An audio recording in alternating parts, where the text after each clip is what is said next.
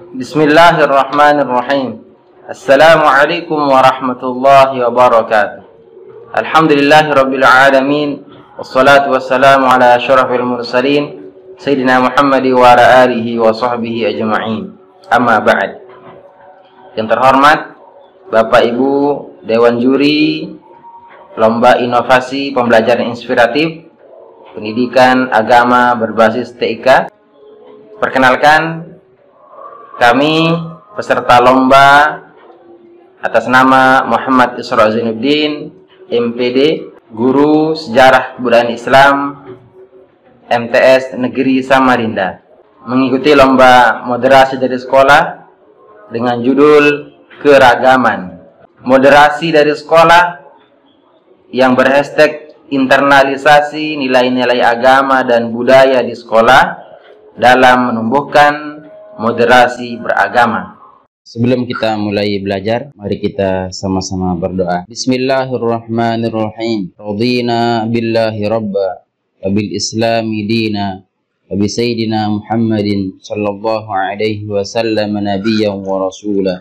Rabbana zidna ilma warzuqna fahma. Ya Allah, tambahkanlah ilmu kami dan berikanlah kami kefahaman.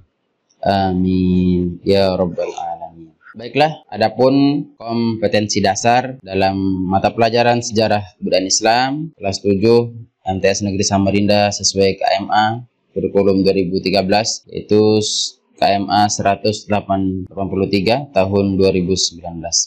Di sini kompetensi dasar yang harus dikuasai oleh siswa adalah menghayati misi Nabi Muhammad SAW sebagai rahmat bagi seluruh alam semesta dan penebar kedamaian serta keindahan di tengah keragaman. Berikutnya, adapun tujuan pembelajaran kita, yaitu pertama, siswa mampu menganalisis misi Nabi Muhammad SAW sebagai penebar kedamaian pada keragaman dan rahmat bagi seluruh alam semesta. Yang kedua, siswa dapat memahami arti keragaman secara mendalam sehingga tercipta sebuah kedamaian dan toleransi harmonis. Yang ketiga, siswa mengamalkan perilaku kasih dan sayang terhadap sesama di tengah-tengah keragaman sebagaimana misi Nabi.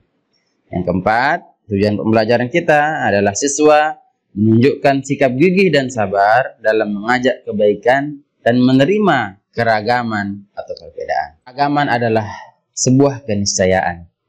Dalam Al-Quran surah Al-Hujurat ayat 13, Allah Subhanahu wa taala berfirman, "Ya ayyuhan nasu inna khalaqnakum min dzakarin wa untha wa ja'alnakum syu'uban wa qabaila lita'arafu inna akramakum 'indallahi atqakum innallaha 'alimun khabir."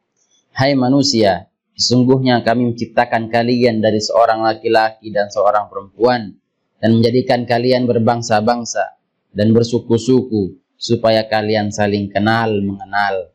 Sesungguhnya orang yang paling mulia di antara kalian di sisi Allah ialah orang yang paling takwa.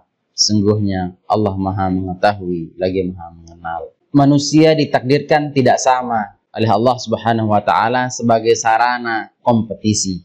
Al-Quran surah Al-Maidah ayat 48, "Walau sya'allahu laja'alakum ummatan wahidah walakin liyabluwakum fima atakum fastabiqul khairat." Al-ayah.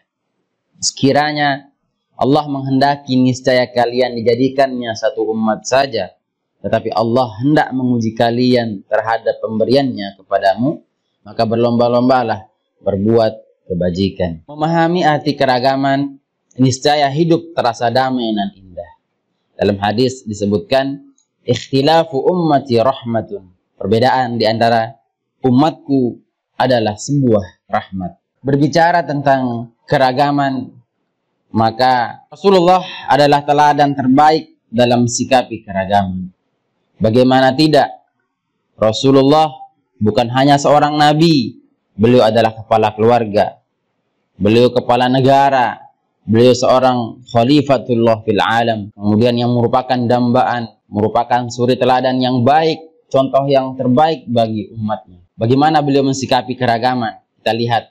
Yang pertama, beliau pernah bekerja dengan orang yang tidak sepaham dengan beliau. Pernah mengambil upah kepada orang Yahudi waktu itu, mengambil air menggunakan timba dari sumur untuk diberikan upahnya nanti kepada cucu beliau Hasan dan Husain yang waktu itu kekurangan daripada makan. Kemudian bagaimana Rasulullah Shallallahu Alaihi Wasallam dari sifat toleransi ya yang diajarkan oleh Rasulullah Shallallahu Alaihi Wasallam, toleransi ala Rasulullah. Kita lihat ketika beliau dilempari batu, berdarah muka beliau, lantas beliau membalas atas karena sebab daripada keragaman salah faham ataupun umat beliau saat itu belum mengetahui. Masya Allah, Rasulullah Shallallahu Alaihi Wasallam yang terjadi bukan membalas, melainkan beliau mendoakan orang yang pernah menyakiti beliau dengan doa. Masya Allah, mudah-mudahan dia diberikan petunjuk oleh Allah, karena dia tidak tahu siapa yang dia sakiti. Kemudian di Piagam Madinah kita kenal ketika beliau membuat sebuah Piagam Madinah saat itu, bahwasanya orang-orang Yahudi yang hidup di negara Islam ataupun dia hidup di kalangan mayoritas Islam, maka terpelihara darahnya, tidak sampai tersakiti. Ini gambaran toleransi ala Rasulullah. Kemudian yang ketiga, pernah beliau menghormati jenazah orang Yahudi. Ketika jenazah orang Yahudi itu datang ya di jalan, lantas Rasul melihat, seketika Rasul berdiri. Para sahabat bertanya, "Wahai Rasulullah, kenapa engkau berdiri? Kenapa engkau menghormati orang jenazah Yahudi yang telah meninggal dunia?" Lantas Rasul mengatakan dengan rileks, beliau mengatakan bahwa dia kan juga manusia. Dia seorang jenazah yang sudah meninggal dunia.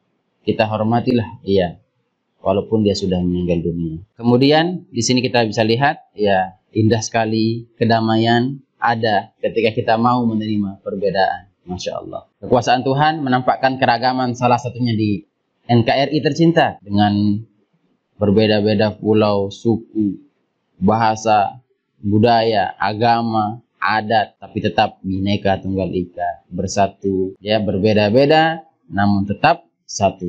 Masya Allah. Kemudian dalam sosial adalah sunatullah fil alam, bahwasanya manusia lahir dengan berbagai warna perbedaan, sehingga manusia merupakan makhluk sosial yang saling butuhkan. Interaksi sosial maka menjadi sebuah keniscayaan.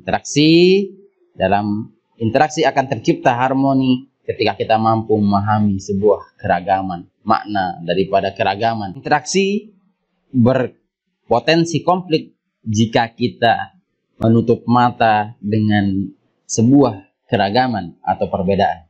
Lalu yang terakhir, untuk menciptakan elemen budaya damai, maka kita harus benar-benar memahami makna keragaman. Bagaimana cara memahami makna keragaman?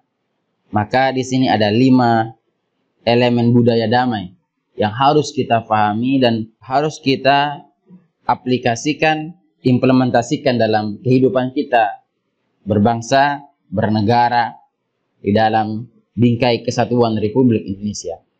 Yang pertama, sifatnya adalah tawassut. Tawassut bahasa Arab yang artinya pertengahan. Bahasa kita moderat.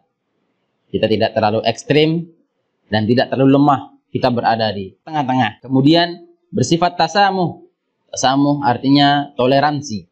Ya, saling menghargai antar umat beragama. Perbedaan suku, bahasa, ta'awun, kerjasama. Ya, dalam menciptakan elemen budaya damai, kita harus bekerjasama dalam hal kebaikan. Wa ta'awanu 'alal birri wat taqwa wa la ta'awanu 'alal itsmi wal 'udwan. Saling tolong-menolong, saling bekerjasama dalam kebaikan, dan ingat, jangan kita saling tolong-menolong dalam berbuat kerusakan dan kezaliman. Yang keempat, kita harus memiliki sifat tawazun, yaitu seimbang, tidak memihak ya kepada yang berkuasa, yang memiliki banyak uang, dan tidak juga menindas orang yang lemah. Maka kita harus seimbang, ta'adil atau ta'adul, yaitu bersifat adil. Maka insya Allah Dengan kita memahami 5 elemen budaya damai ini, maka akan tercipta sebuah kedamaian dengan kita memahami keragaman. Demikianlah yang dapat kami jelaskan terkait keragaman dalam mengikuti lomba inovasi pembelajaran inspiratif pendidikan agama berbasis TIK. Mudah-mudahan dengan kita memahami makna keragaman, maka kita akan menciptakan sebuah keharmonisan dalam berinteraksi sesama. Kita tidak melihat ragamnya, berbedanya, namun kita melihat kesamaannya. Mudah-mudahan internalisasi nilai-nilai agama dan budaya dari sekolah dalam menumbuhkan moderasi beragama segera dan terus kita akan tanamkan kepada peserta didik kita semua. Amin ya rabbal alamin. Demikianlah, wallahul muwaffiq wal hadi ila sabili rasyad. Assalamualaikum warahmatullahi wabarakatuh.